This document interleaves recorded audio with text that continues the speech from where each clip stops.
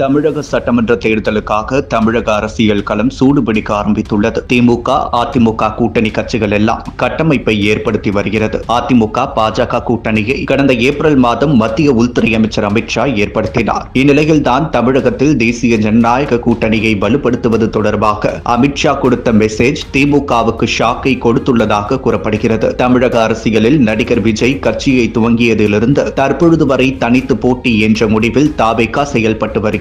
கரூர் சம்பவத்திற்கு பிறகு தாவேகா பெரும் பிரச்சனையை சந்திப்பதால் தேர்தலுக்கு இன்னும் குறைவான மாதம் உள்ள நிலையில் மீண்டும் பிரச்சாரம் என்பதால் முடியாத காரணமாக இருப்பதால் தாவேகா அடுத்த கட்ட நடவடிக்கையை நோக்கி திட்டமிட்டு வருகிறது. இந்நிலையில் தனித்து என்ற நிலைப்பாட்டை மாற்றி கூட்டணி அமைத்து தேர்தலை சந்திக்கலாம் என்ற முடிவுக்கு மாறியுள்ளதாக கூறப்படுகிறது. அதனால் இதுவரை தேர்தல் ஆணையம் கொண்டு வரவுள்ள வாக்காளர் சிறப்பு திருத்தம் தொடர்பாக தாவேகா தலைமையிலிருந்து எந்த கருத்தும் தெரிவிக்காமல் உள்ளது. அதேபோல் கரூர் கூட்ட நெரிசலில் ஏற்பட்ட சம்பவத்திற்கு பிறகு அமித்ஷா விஜயிடம் பேசியதாக தகவல் எல்லாம் ஊடகத்தில் வெளியானது. இந்நிலையில் தான் விஜயுடன் கூட்டணிக்காக பேச்சுவார்த்தை நடைபெற்றதா என்ற கேள்வி அமித்ஷாவிடம் எழுப்பப்பட்டது.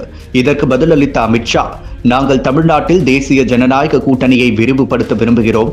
இது தொடர்பாக எந்த முடிவுகள் எடுக்கப்பட்டாலும் அது கூட்டணி கட்சிகளுடன் அமர்ந்து பேசிதான் எடுக்கப்படும் என்று பதிலளித்தார். அப்படியெனில் விஜயுடன் கூட்டணி பேச்சுவார்த்தை நடந்ததை நீங்கள் மறுக்கவில்லையா என்றும் கேள்வி எழுப்பப்பட்டது.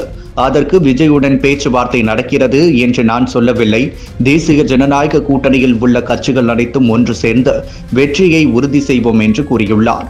இதன் மூலம் தமிழகத்தில் தேசிய ஜனநாயக கூட்டணிகள் மேலும் பல புதிய கட்சியை இணைக்க தமிழக கூட்டணி கட்சி தலைவர்கள் பேச்சுவார்த்தையில் ஈடுபடுவது தெளிவாகிறது.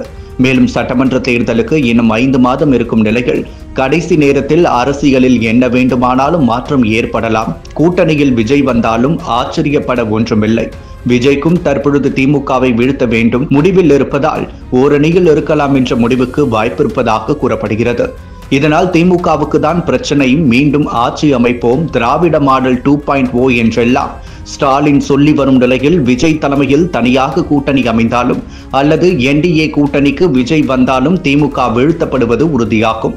இந்நிலையில் தான் திமுக கூட்டணி கட்சிகளே திமுகவுக்கு அதிருப்தியை கொடுக்க துவங்கியுள்ளது.